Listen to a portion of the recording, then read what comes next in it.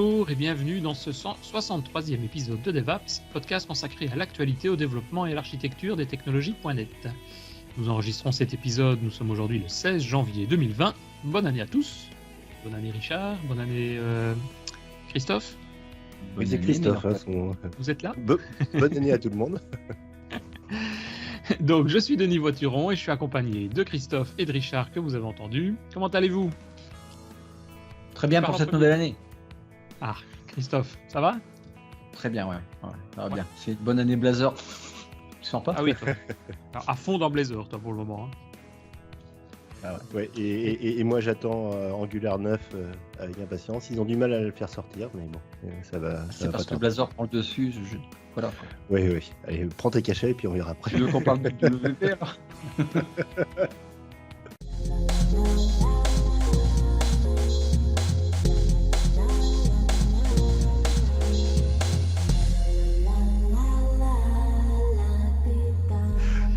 Alors aujourd'hui, on n'a pas d'invité, mais on a décidé de vous parler d'un outil Azure qu'on utilise depuis quelques mois déjà maintenant. Hein.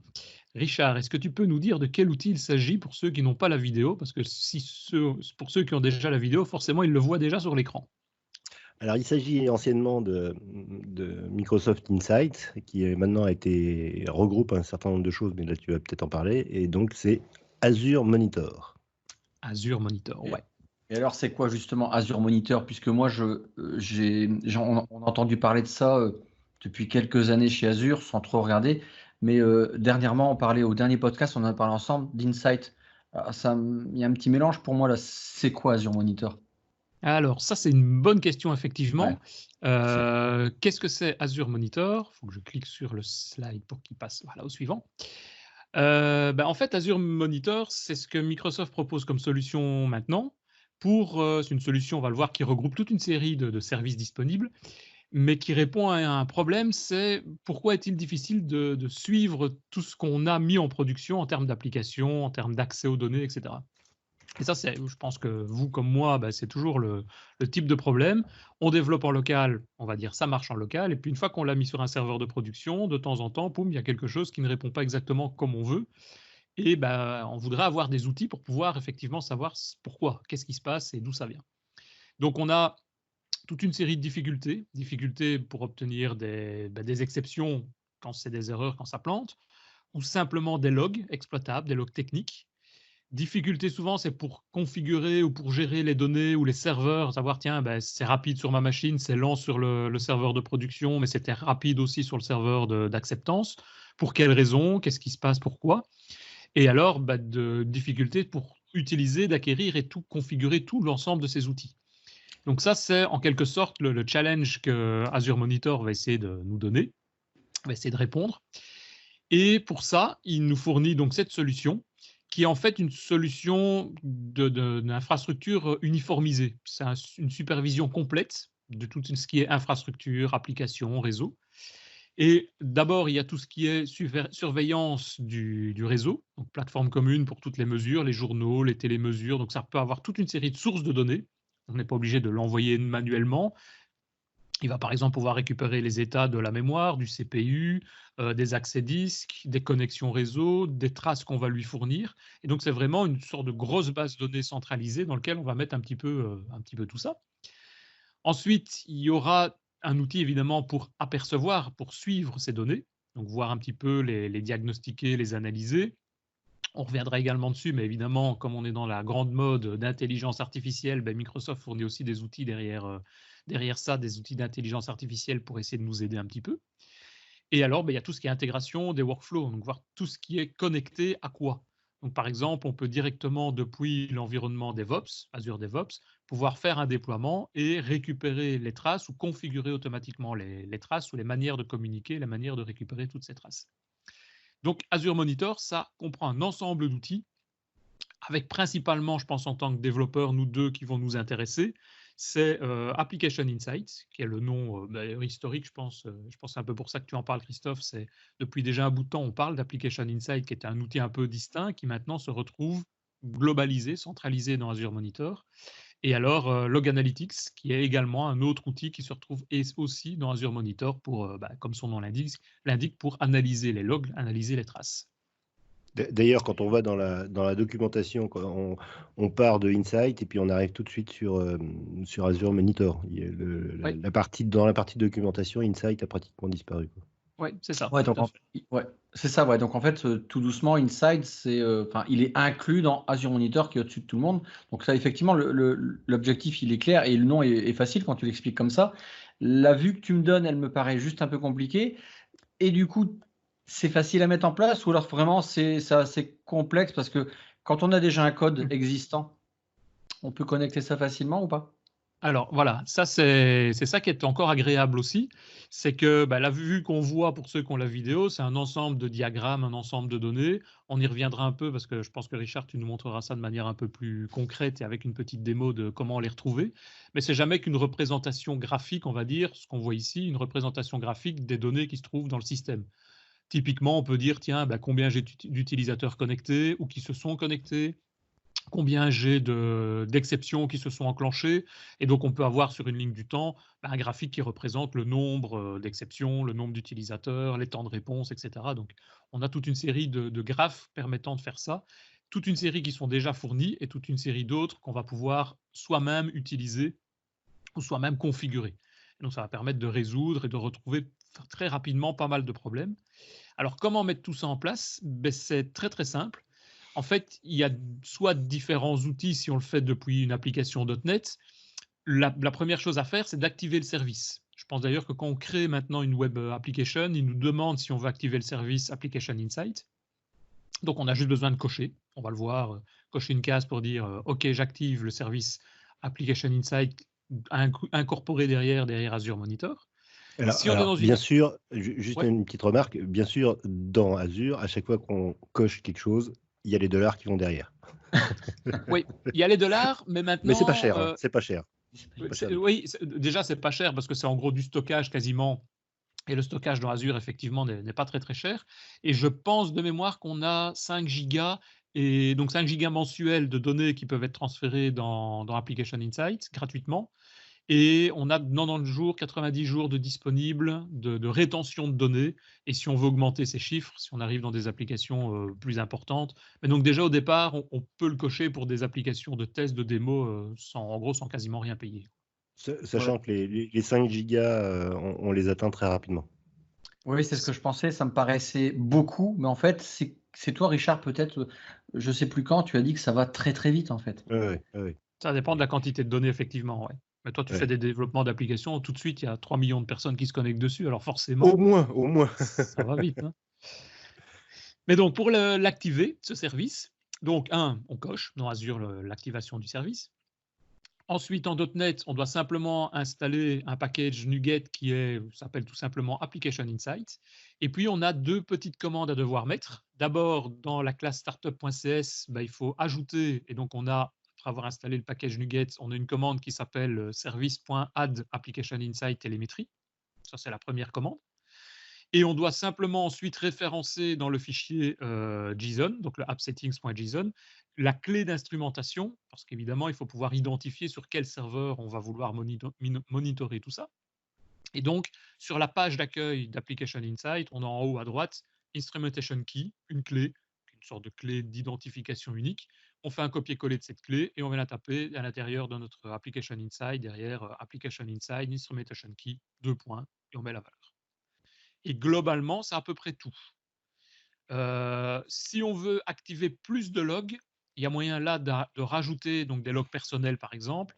Il y a moyen de rajouter un peu plus de commandes. Ceux qui ont les slides le voient actuellement. Sinon, j'ai fait également, vous pouvez aller sur mon blog, il y a, donc sur desvoiturons.com, il y a un des derniers articles du 18 novembre dans lequel j'explique un petit peu ça, comment faire pour personnaliser les logs, et également rajouter ce qui n'est de base pas encore. Microsoft se pose la question, mais on va le voir tout de suite, il y a peut-être d'autres problèmes derrière, mais il n'y a pas encore la possibilité de mettre ce qu'on appelle le raw body, donc le contenu complet de tout ce qui est requête d'entrée, requête de sortie. Donc si par exemple on fait de l'HTML, c'est peut-être pas très intéressant de voir tout le contenu HTML, mais si on fait des web API, ça peut être pas mal de dire, tiens, qu'est-ce qui a été envoyé dans le corps de l'API, et pas uniquement l'URL avec les paramètres, et qu'est-ce qui a pu être réenvoyé en retour. Nous, c'est souvent ce qu'on fait, en tout cas dans les environnements de dev ou d'acceptance.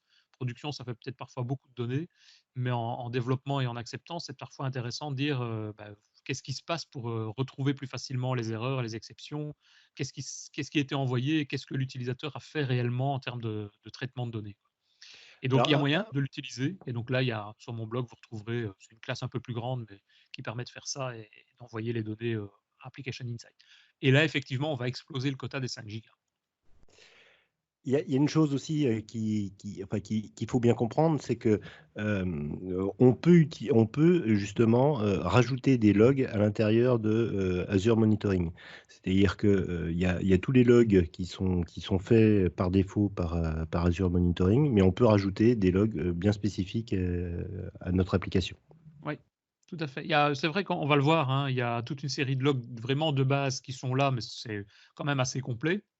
Et ça dépend de la source de données. Si on est par exemple sur une application cliente web, on va avoir des informations sur le client, donc par exemple son adresse IP, forcément la date et l'heure, l'URL et toute une série de données qui en découlent. Par exemple, c'est automatiquement Azure Monitor et Application Insight qui vont transformer l'adresse IP en une ville ou du moins une région sur base de tables de correspondance qui existent sur Internet pour dire tiens, l'adresse IP se trouve dans la région je sais pas moi, Amsterdam ou Paris ou Londres. Et donc, on va pouvoir ainsi après faire des tris de manière géographique, par exemple, pour voir quels J'imagine sont qu'on les peut utiliser utilisateurs. après. Pardon, j'imagine qu'on peut après utiliser ça dans n'importe quel type de développement. Je pense à Angular que fait Richard. Alors du coup, ça existe aussi pour son système-là ou c'est propre à tout ce qui va être, à part Blazor, je vois pas ce qu'il y a d'autre, quoi. Enfin, Non, tu vois ce que je veux dire en fait? c'est propre quel que soit le type de client. Donc, c'est propre. C'est justement ouvert à quel que soit le type de client. Donc, Microsoft fournit des SDK qui permettent pour .NET de l'intégrer très facilement. Ça peut être fait également en Java de la même manière. Ça peut être fait aussi en tout ce qui concerne le web, donc TypeScript, JavaScript, pardon. Et là, je pense que c'est toi, Richard, qui fais ce genre de choses dans tes applications. Oui, c'est-à-dire que moi, j'ai une application où il y a une première partie où j'ai des Web API qui sont en .NET Core, où donc j'ai fait comme tu viens de le démontrer. Et j'ai une application cliente qui est en Angular. Et donc là, donc ça, c'est valable pour une application Angular, mais que pour toute application JavaScript. Donc j'ai référencé un package qui s'appelle Application Insight-Web. Ouais, Donc, package NPM. Ouais. voilà, avec NPM. Et ça ressemble énormément à ce qu'on fait en C#, c'est-à-dire qu'on a d'abord à initialiser un objet Application Insight où on lui passe l'instrumentation, bon, vous avez compris quoi, où La on lui clé passe la clé quoi, d'instrumentation. la clé d'instrumentation. Fatigué moi. Ouais. Et puis ensuite, on lui demande de se charger quoi, avec une méthode qui s'appelle load app insight. Et ensuite, on peut utiliser cet objet app insight, j'ai du mal aujourd'hui, hein, C'est pas facile. avec tout un tas de méthodes comme par exemple track event ou track page view. Donc pour dire je veux compter le nombre d'utilisateurs qui ont été sur cette page ou ce genre de choses, ou alors qui ont cliqué sur un bouton. À chaque fois qu'on clique sur un bouton, je veux tracer cet event et donc je vais le rajouter dans les traces à l'intérieur de Azure Monitoring. Ouais, Ce qui veut justement, dire en fait, oui. Vas-y. Non, ce qui veut dire qu'avec une application comme Application Insight, les outils analytics tels que Google Analytics, on peut envisager de les supprimer. Denis, il y a aussi, ça existe aussi, là je vois le tracking event, il y a aussi cette même partie en C#? Oui, il y a les mêmes types de méthodes. C'est pas exactement les mêmes noms, mais on fait a priori exactement la même chose. Mais je pense de base, je crois qu'en JavaScript c'est la même chose. Dis-moi si c'est pas le cas, Richard. Mais de base, on peut donc personnaliser les traces qui sont envoyées, mais au niveau du web, il capture toutes les traces de base, on va dire, qui sont les classiques, style les changements de page, il va automatiquement les envoyer. Les exceptions, s'il y a une exception JavaScript qui va s'enclencher, il va automatiquement envoyer le contenu de l'exception, l'erreur et des choses comme ça. Et évidemment, le changement de page, parfois, ça pose un problème parce qu'une application Angular, c'est une application de type ce qu'on appelle single page application, donc il n'y a une seule partie cliente. Il n'y a pas des changements de page au sens où on rafraîchit la page complètement. Et là, effectivement, ça, il faut pouvoir à ce moment-là peut-être le gérer dans Oui, l'application oui. Angular. Oui, c'est pour ça qu'on a le track page event, Ouais. track page view. C'est justement parce que quand on change de route, on est obligé Ouais. de prévenir qu'on change de route. C'est ça. Ah Mais ouais, si on donc a une application normale, normale, de Oui, type oui, web classique, on fait juste l'activation avec la clé d'instrumentation et puis tout passe tout seul, roadmap all. quoi. Ouais. Et donc, on comprend que les gigas, ça va vite. Et du coup, le brassage des données au bout d'un mois, il doit être monstrueux. Tout à l'heure, tu as dit qu'il y avait de l'IA là-dedans. Ouais. Ça veut dire quoi? Alors, du coup, derrière le monitoring, il y a vraiment de l'intelligence artificielle qui va. Alors, qu'est-ce on va entendre par intelligence artificielle au niveau d'Azure Monitor? Alors Euh, effectivement, il y mais a où c'est énormément que de du données. tri. Ouais, il y a énormément de données qui sont effectivement envoyées du client ou des clients. Alors, il faut savoir aussi que Application Insight, les SDK qu'on utilise, c'est l'intérêt aussi de travailler directement avec ces kits de développement fournis, que ce soit encore une fois pour .NET, Java, JavaScript, Angular et autres. C'est qu'ils ne sont pas bêtes et méchants en disant tiens, j'ai une donnée, je l'envoie.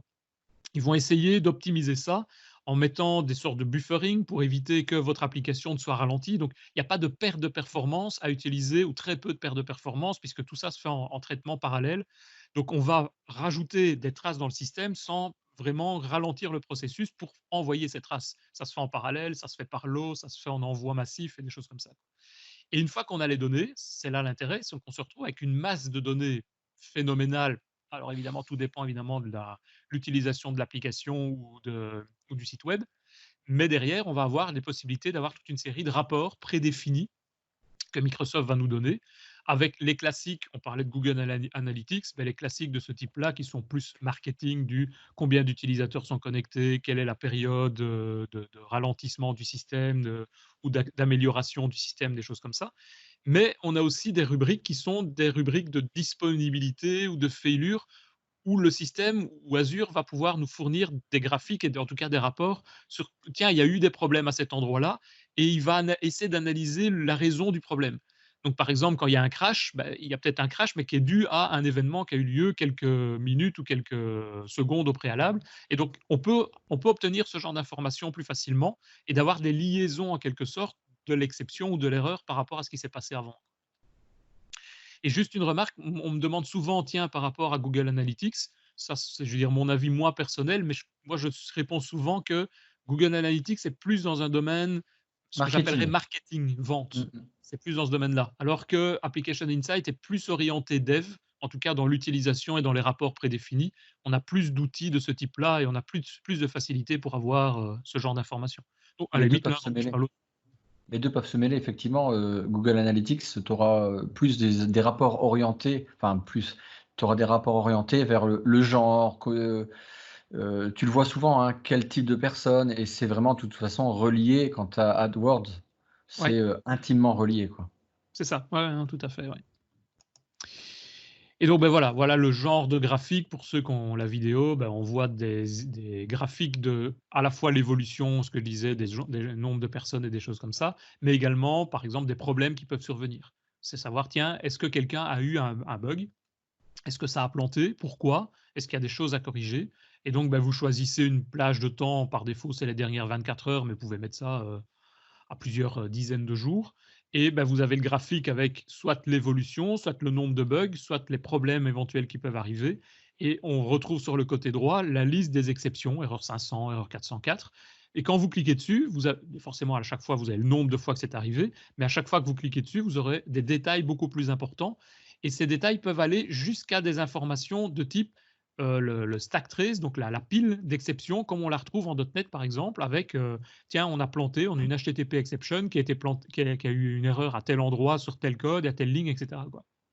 Donc ça peut aller très loin. Évidemment, ça, il faut l'activer. C'est ce qu'on appelle le snapshot debugger. Donc c'est aussi une des options présentes à l'intérieur d'Application Insight. Mais si on l'active, on a, même en production, la possibilité de récupérer le contenu complet, je vais dire, de la pile d'exceptions qui a pu avoir lieu. Alors, Ouais, ça moi peut je voudrais une forcément formation très sur utile. les stacks. Je pige jamais rien au stack, en fait. Tu sais, Faut- non mais ça sérieusement, donne, quoi. ça donne beaucoup d'infos. Maintenant, effectivement, il faut pouvoir s'y retrouver dedans. Mais au moins, on a déjà de l'info. On peut savoir, par exemple, là, tiens, c'est une erreur qui provient d'une connexion à une DB ou qui provient d'un Ouais. système de tel élément à tel élément, quoi. Ouais. Moi je préfère avoir le truc, c'est dans telle méthode à tel truc, quoi. Et là-dedans, parfois, on n'a même pas le nom de la méthode. Enfin, devrait j'ai déjà vu pouvoir des la trucs où retrouver, mais c'était elle est enfouie dedans. imbitable, quoi. Après, c'est mon niveau de compétence au niveau, au niveau Maintenant, tu as la .NET. case Show Just My Code qui permet logiquement de voir que ton code à toi et pas Bah les voilà. exceptions Ça qui me sont va, venues ouais. dans le code de Microsoft. Hein. Parce que si en Et plus, donc, il faut avoir fait 3 ans d'études pour comprendre un stack en .NET, oui. après, chacun Oui, son ça métier, se hein. Chacun son métier, ouais. Mais bon, au moins on a des infos et ça permet d'aller un peu plus loin pour retrouver en tout cas les problèmes éventuels. Quoi. Et ça peut aller encore beaucoup plus loin. Et là, je me retourne vers Richard sur cette carte qu'on voit à l'écran Oui, actuellement.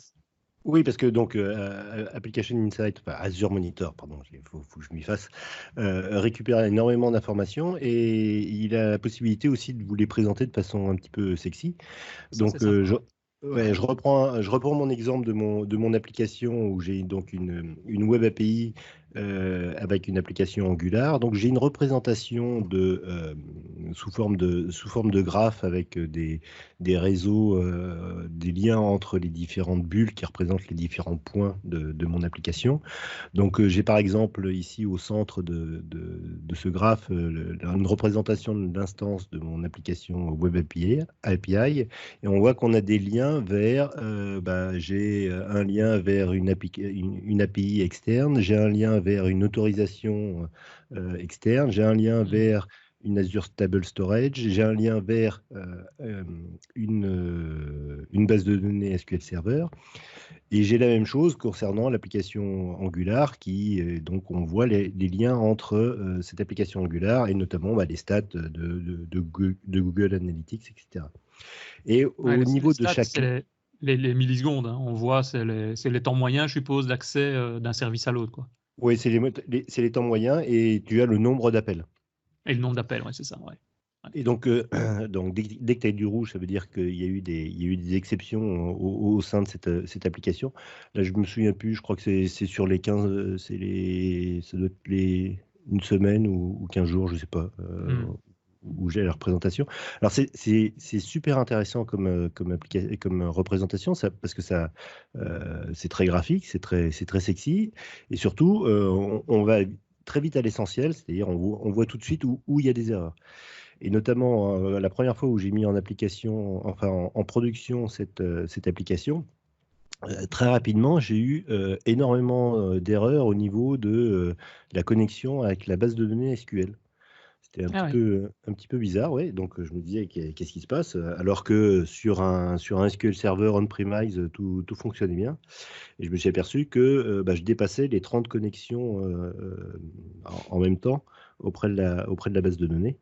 Et donc, sur SQL Server, si vous prenez le truc de base pour votre serveur SQL, vous n'avez pas le droit d'avoir plus de 30 connexions à la fois. Bah, ça, c'est Donc, bon à savoir aussi. Et c'est vrai ouais, que ce genre de graphique, moi, personnellement, j'ai déjà utilisé pour faire un état des lieux avec des clients. Quoi. ouais. Donc, après quelques semaines, tu as le système qui tourne. Alors, le client, forcément, où on en est, comment ça marche. Et là, ça ne demande pas de ressources parce qu'effectivement, tu as un écran qui t'affiche tout ça. Et c'est très clair, même pour quelqu'un qui ne maîtrise pas, qui n'est pas technique.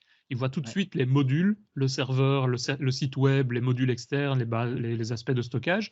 Et il voit tout de suite, éventuellement, s'il y a des problèmes, le nombre de données. Parce que parfois, les clients ne se rendent même pas compte. Hein. Ils ne se rendent pas compte du nombre de requêtes que ça peut générer leur système. Quoi. Dire il y a 43 000 requêtes qui sont arrivées sur votre système, parfois ils disent ah bon, il y a tout ça, pourquoi, comment. Et là, on le voit dans un seul coup d'œil. Ça, c'est cool. Oui, puis moi ça m'a permis, moi vis-à-vis de enfin, c'est pas mon client, c'est plutôt mon fournisseur, c'est-à-dire mon fournisseur d'API. Tout de suite, j'ai pu voir là sur le graphique, on voit qu'il y a 1,5% des appels où j'ai des erreurs, ce qui est Ouais. quand même assez important.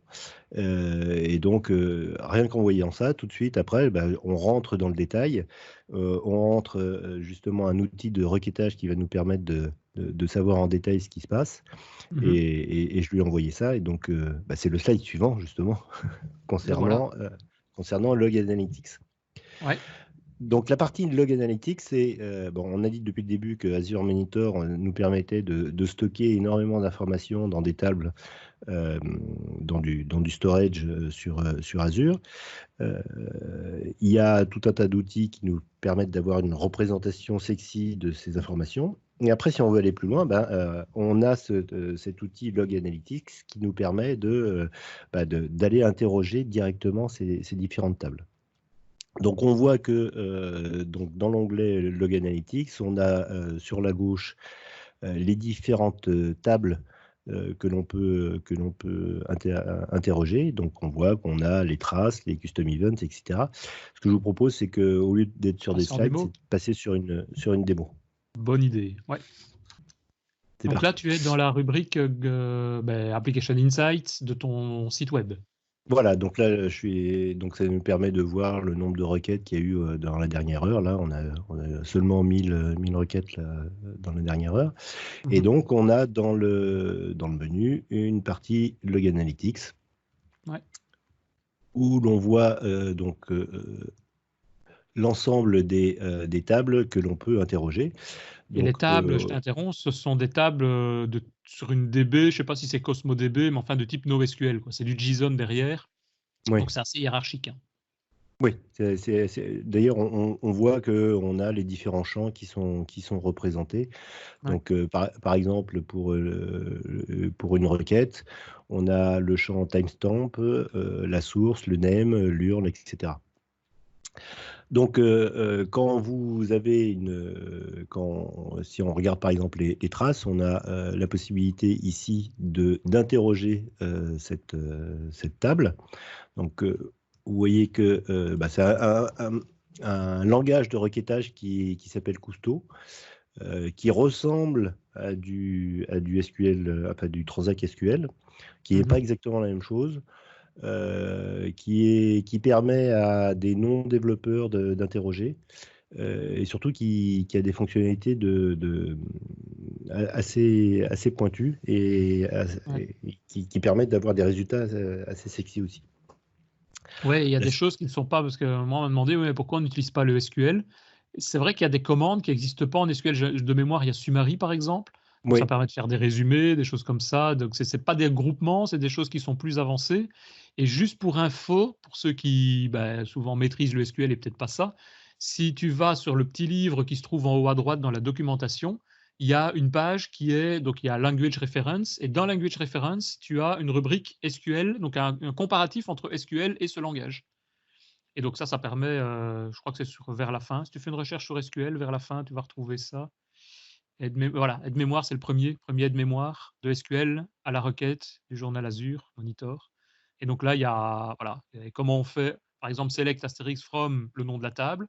En custo ici, c'est le nom de la table. Il n'y a même pas de select asterisk, donc c'est plus simple pour ça. Donc c'est un comparatif de l'un de l'autre. Ça peut être pas mal pour celui quand on débute pour dire je connais SQL, comment je fais pour taper les requêtes. Oui, exemple, là, trace limite 50. Au lieu de select top 50 from trace. Il n'aurait pas été plus logique d'avoir le choix des deux langages? Voilà. Il faut le développer 2 fois. Donc, celui-ci, on s'habitue assez vite. Hein, c'est pas très compliqué. Puis, il y a des requêtes de base, des petits modèles d'exemple de requêtes qui sont dispo. Donc, Oui, et puis je ne sais pas comment c'est fait derrière. Je pense que le langage est un petit peu une conséquence de comment c'est organisé derrière. Ouais, parce que effectivement, SQL, il est adapté à des éléments tables de type colonne, ligne. Mais ici, comme on est hiérarchique, et moi, ce qui m'a par contre bluffé les premières fois, c'est que on a des dizaines de jours, forcément, du coup, des milliers, voire des centaines de milliers de données dedans. Mais le temps d'exécution, même si on met ça sur 30 jours, c'est un quart de seconde, quoi. On va voir des exemples juste après. Là. Ouais. Donc là, vous avez donc les différentes colonnes. C'est là où on voit que justement, il y a énormément d'informations qui sont loguées. Si on regarde par exemple pour une requête, vous voyez que on a bien entendu l'URL de la requête qui est appelée, si c'est un succès ou pas, le code de résultat HTTP, la durée. Juste à côté, on a ce qu'on appelle le performance bucket, c'est-à-dire qu'il regroupe les durées par groupe, c'est-à-dire que si c'est inférieur à 250 millisecondes, entre 250 millisecondes et 500 millisecondes, etc., on verra que pour une représentation graphique, c'est assez utile, cette colonne-là. Vous avez, si c'est du get, si c'est du post, etc. Le client, où est-ce qu'il était? Justement, grâce à son adresse IP. Donc là, on Ouais. voit que j'ai beaucoup de Parisiens, des Girondins, de l'Essonne, etc. Donc, énormément d'informations qui sont stockées. Alors, on peut créer, bien entendu, on peut créer ses propres requêtes. Donc là, j'ai fait un certain nombre de démos pour vous montrer ce que ça donne. Donc là, on a limite page view. Donc on va se contenter dans un premier temps uniquement sur les pages view, donc sur la vue des pages. Donc une première requête qui est relativement simple. Si on veut faire une recherche où on veut uniquement l'URL qui est home, on a une interrogation, un langage de type SQL, Transact SQL traditionnel, où on a un where URL égal. Enfin, double égal. Ouais. Et vous voyez que je veux savoir uniquement le nombre de lignes, et donc j'utilise la commande summarize count, qui nous permet d'obtenir ici. On voit que sur les dernières 24 heures, j'ai 5600 personnes qui sont allées sur la page d'accueil.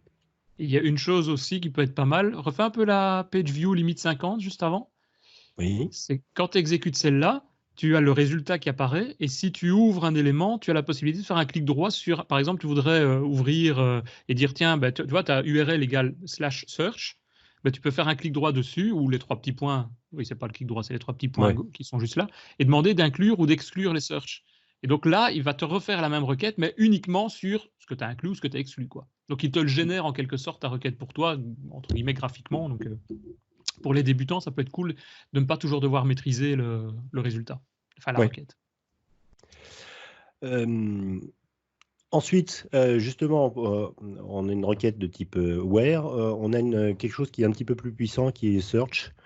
Donc search qui permet de rechercher sur l'ensemble des colonnes ou alors sur une colonne bien précise.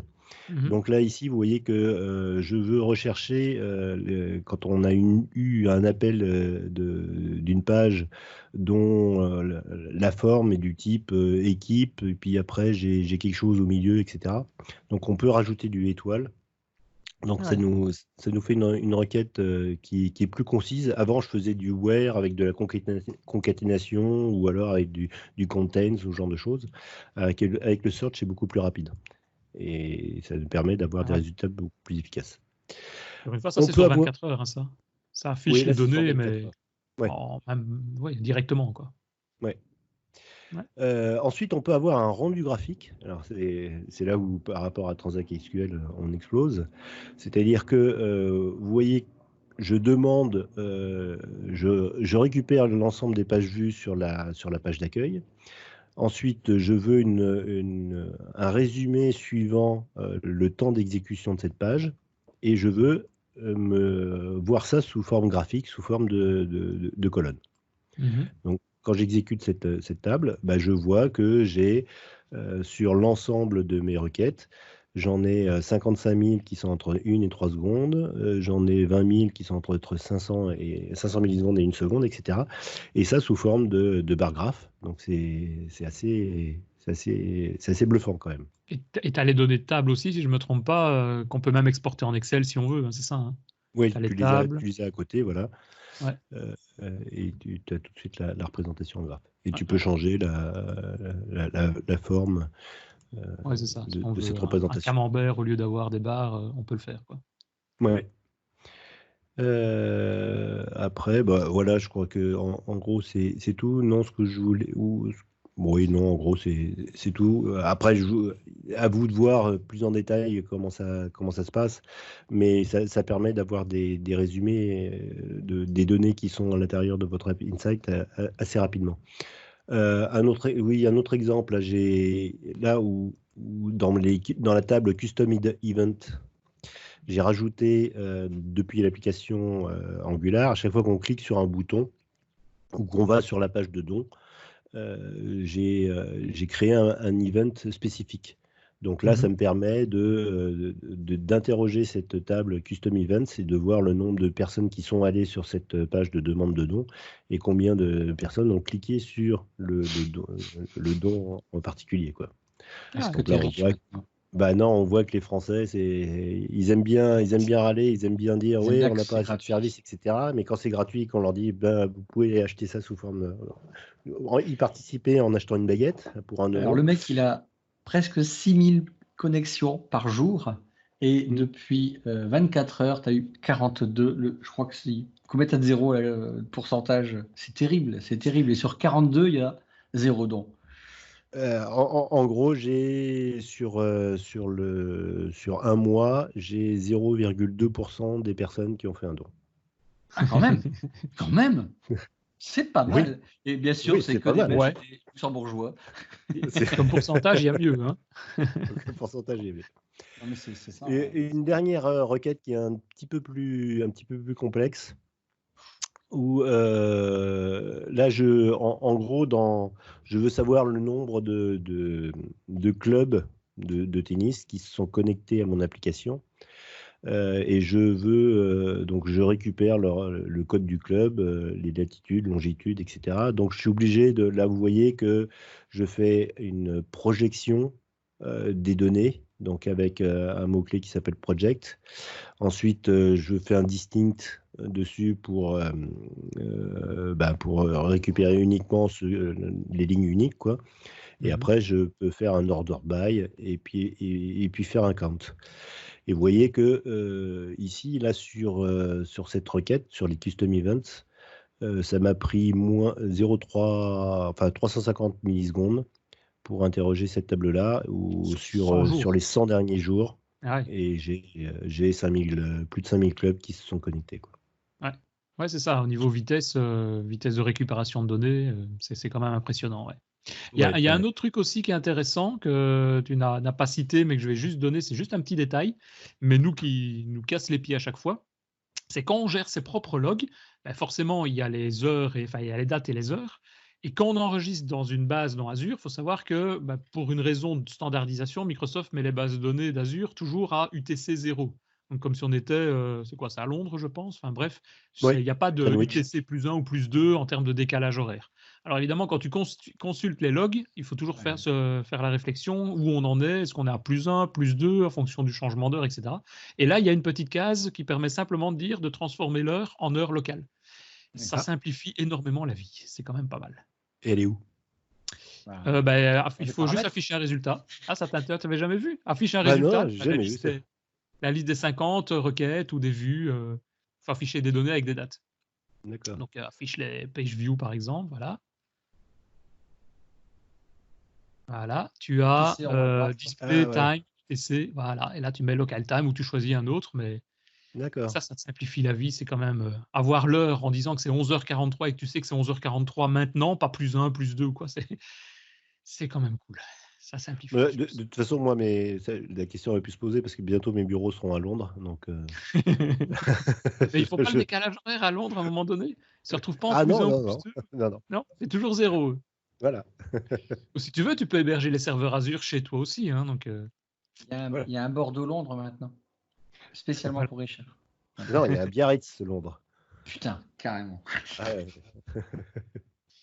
Et une dernière chose à savoir aussi, c'est que vous pouvez, tous les contenus des données, on peut les exporter. Il y a un petit bouton export en haut. Mais il y a aussi la possibilité de créer des alertes. Ça peut être cool aussi, ça. Il y a un petit bouton New Alert Rule.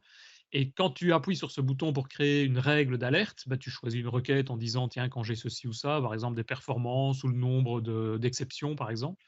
Et tu peux dire, tiens, je m'envoie un email ou je m'envoie un SMS ou je m'envoie quelque chose quand il se passe quelque chose dans Et ton portail. Richard, Oui. tu pourrais estimer à combien ça te coûte par mois en fait avec bon là tu as quand même une grosse application et ça t'a généré combien de crédits ça? Tu as Écoute, l'information? Non? oui, on va aller voir tout de suite. Hein, il n'y a rien de secret. Si on prend une représentation d'Eli, en gros, et c'est Alors par. que la partie Azure Monitor, hein. Oui, oui, oui. Où est-ce qu'il est? Log Analytics, ouais, voilà. Voilà. Donc ça, Donc, c'est par jour. Donc, je 1 suis euro à par jour en 40. gros quoi. Ouais, 40 Ah, centimes, et puis même le pas. dimanche. À 50 Bon, centimes là, par. voilà, entre le 22 décembre et le 9 janvier, il faut savoir qu'il n'y avait plus de rencontres de matchs par équipe. Donc, Ouais. le site était Alors, down, si on peut dire. Donc là, on a eu de nouveau des matchs par équipe le 12 janvier. Donc là, on est à moins de 1 euro. ouais, Donc, Moi, c'est ça ça. va. 90 cents, quoi. Ça va. ça va, mais c'est pas anodin non plus, hein. Ouais, Non. Ça non, fait tout à fait. 365 € par an pour un site. Ouais. Ouais. Ouais. Ouais. Oui, mais enfin, Après, quand tu vois ce que ça t'apporte, ça donne oui, quand même oui. pas Bah, mal d'infos. alors, oui, mais voilà, quand tu vois ce que ça t'apporte, ouais, ça dépend après. Moi, c'est relatif. Au début, tu installes ça en 2 clics, 3 clics, c'est super, ça marche, mais après, il faut encore savoir exploiter. Et il faut Oui. pas que. Moi, il y a des trucs. Mon analytics, j'y vais jamais, quoi. Non, mais c'est vrai, faudrait se forcer parfois. C'est pour ça qu'avoir des règles de temps en temps quand il y a des problèmes, c'est déjà ça, mais sinon, aller voir, c'est un métier aussi, hein. Il y Ce a qui des m'aurait gens qui. intéressé, c'est d'avoir là un cas où fais planter ton app, quoi. Puis voilà, fais-moi comment on va trouver l'information. Ok, on a vu les graphes, la map qui est très intéressante, mais un cas concret. Plantons Il est son là. app. Là, c'est Plantons son app. elle a déjà planté, là, tu vois, tu as le get palmarès Ça qui craint, hein. Non, a. tu vois, par exemple, là, donc là, j'ai demandé à avoir une représentation de ce qui s'est passé sur les 30 derniers jours. Ouais. Tu vois que c'est vers le 2 janvier. Ouais. Ouais, Ouais, c'est ça, ouais, Ouais. ça c'est doit au être ça. milieu, entre le Le 2 31. janvier et puis le 6 janvier, il y a eu un moment donné où il y a un pic au niveau des exceptions parce que je me suis amusé à faire un certain nombre d'essais. Et du coup, ça a fait un pic. Alors, ce qu'il faut savoir, c'est que, attention, hein, c'était pas un pic d'essai. Alors là, c'est là où c'est moi qui suis mauvais. C'est-à-dire que les données, les exceptions qui sont là, c'est quand je développais des nouvelles fonctionnalités dans l'application et j'avais pas désactivé dans mes outils de développement les appels à App Insight. Donc, quand j'étais sur ouais, quand j'étais enfin, sur ma machine, pas sur Ouais. pas sur le Ah oui, site de ta machine de production. développement local envoyait à Appling Inside Ouais, les infos. d'accord. Voilà, D'accord. Ouais. donc du coup, c'est pour ça que j'ai eu un pic, alors qu'il se passait rien, hein, enfin, tout Ça me allait bien sur. rassure. Ça me rassure Oui. parce que moi aussi, quand je programme, ça plante tout le temps, en fait. Non, Et par contre, ce qui est intéressant, c'est que dès que tu mets en production une nouvelle version, tu fonces dessus pour Ouais. voir ce qui se passe, voir tout de suite, et comme ça, tu es tout de suite au courant s'il y a Ouais, des exceptions qui se passent, c'est s'il le y a une erreur. stressomètre, quoi. Oui, Et oui, si tu non, veux mais avoir le détail, il suffit de cliquer, hein. Si tu prends la 500, bon 404 c'est non trouvé, mais si tu cliques sur la 500, tu vas aller voir le détail. Mais Faut 404, c'est pas un truc qui t'inquiète. 404 c'est page non trouvée. Si, mais tu auras Oui, moins non, de mais détails d'exception, c'est ça que je veux dire. c'est Tu quoi le cliques sur truc? le 1,13K, non? Ouais, voilà. les 500, je sais ce que c'est, mais bon, la FFT ne veut toujours pas me répondre, donc enfin, ça, c'est un autre sujet. Et donc on va voir apparaître sur la droite, bon là il y en a 2000, voilà. Tu as les requêtes et si tu en prends une, n'importe laquelle au hasard, tu auras le détail de cette erreur-là. Avec, si je me rappelle bien, il te propose de voir 5 minutes avant et 5 minutes après l'ensemble des requêtes qui ont été réalisées, quoi. Mhm. Donc ça permet de voir, voilà, là tu as tout le détail D'accord. de la requête post qui a appelé ceci, qui a fait ça. Et puis oui, si tu cliques dessus, voilà, tu as le call stack qui se trouve à droite, donc tu peux là aller voir que c'est dans tel endroit, telle application, que telle méthode a planté. Bon, après, il faut aller voir en détail pourquoi, hein. Il y a même Ouais. moyen, je sais, de récupérer même l'état de la mémoire, de faire vraiment un snapshot et donc d'avoir vraiment l'état de la mémoire qu'on peut récupérer dans Visual Studio pour le rejouer avec les données de ce moment-là, quoi. Ouais, tu récupères un dump et à ce moment-là, tu l'envoies à Christophe Nassar en lui disant C'est ce que j'allais dire. Je dis, C'est ça. t'as ça me 2 fait heures vraiment pour plaisir t'as qu'on 2 soit dans heures. l'état de la mémoire parce que justement, c'est un truc hyper pratique. Alors, déjà, le bug Ouais. par lui-même te fait bien chier, mais si en plus, il faut que Oui, mais au moins, encore une fois, Christophe, tu as des infos. Parce que savoir que ça a planté et tu Ouais, sais non, pas mais pourquoi et juste d'où des ça vient, infos là, utiles, quoi. c'est Moi, je encore veux plus des embêtant. infos utiles, pas des infos Non, qui mais me font plus chier que t'es déjà dans la merde, mais en plus, on t'enfonce, quoi, tu vois? Bah oui, mais Faut pas. c'est notre boulot de trouver les solutions. Par contre, ça peut être l'inverse, hein. Ça peut être de montrer à ton utilisateur, montrer à tes clients que parfois, malgré ce qu'il dit, bah non, regardez, ça marche, quoi. C'est le problème, il vient pas de chez moi ou il y Ça a marche toujours un chez problème moi. autre part. C'est pas là, quoi. On n'est pas Non, obligé de voir que les problèmes, hein. Chouette. Ok. Alors du coup, dites pour information, là on parle d'Azure Monitor, mais ceux qui avaient déjà connecté ce qu'on a appelé Insight auparavant, c'est juste un changement de nom et rien ne change pour les anciens systèmes, vous voyez ce que je veux dire? Ça a évolué et ça a fameusement été amélioré graphiquement et dans les outils d'analyse. Oui, graphiquement, mais au niveau code, un code qui était là il y a un an et qu'on n'y touche pas, tout fonctionne toujours. Pour moi, tout fonctionne toujours, oui. Sûr. Ouais. J'ai Non, jamais parce eu que là, d'infos on a à ce l'impression niveau-là. que c'est Insight qui est un outil d'Azure Monitor et non pas Insight qui est renommé Azure Monitor. Non. Application Insight est un morceau d'Azure Monitor. D'accord, ouais, bien sûr. Ouais. Comme par exemple Log Analytics. Dans Azure Monitor, on en a vu deux ici. Application Insight, pour voir dans les applications en lui-même, et Log Analytics, qui est le moteur de trace. Avant, c'était deux outils différents, deux outils séparés. Ouais. Donc voilà, mais c'est vrai que... Ça sent le marketing, tout ça. Ouais, ah bah oui, ça évidemment.